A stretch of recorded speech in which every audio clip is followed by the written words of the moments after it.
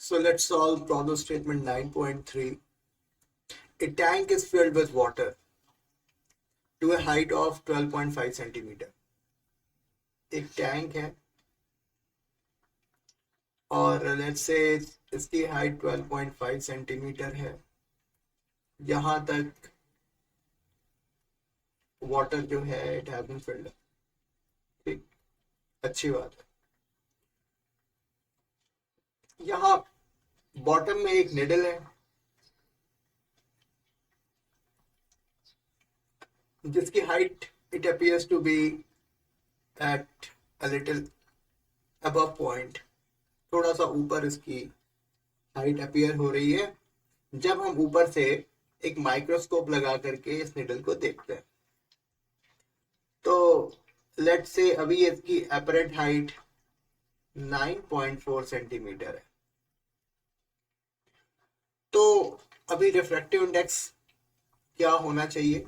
Refractive index of water, तो N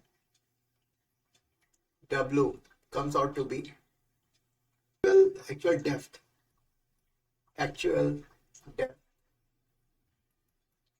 divided by apparent depth. तो 12.5 divided by 9.4 it comes out to be 1.33. Water का refractive index यही होता है. ठीक है, ओके. अभी सेकंड पार्ट में ये कह रहा है कि वाटर जो है इसे हमने एक लिक्विड जिसकी रिफ्रैक्टिव इंडेक्स 1.63 है, इससे हमने इसको रिप्लेस कर दिया. तो NL जिसकी वैल्यू 1.63 है, एक्चुअल डेप्थ तो हमारी 12.5 है. तो उस केस में एपरेंट डेप्थ क्या हो जाएगी?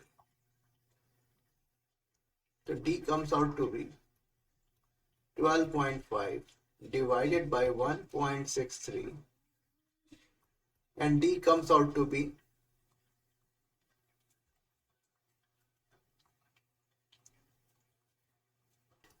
6.7 सेंटीमीटर. हमने इसे कैलकुलेट किया and we found that 7.67 centimetre.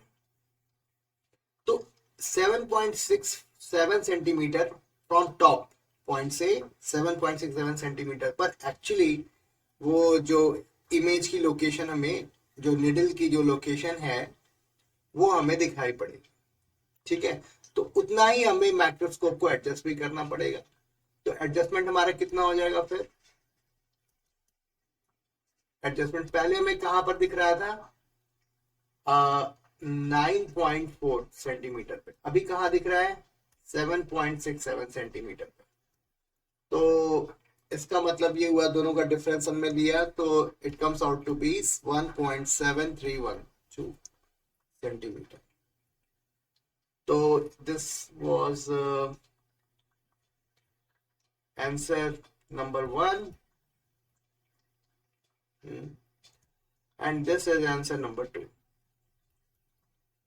ठीक है, तो आई होप आपको ये बात समझ में आई होगी. ठीक है, चलो. तो we will move on to question number 9.4.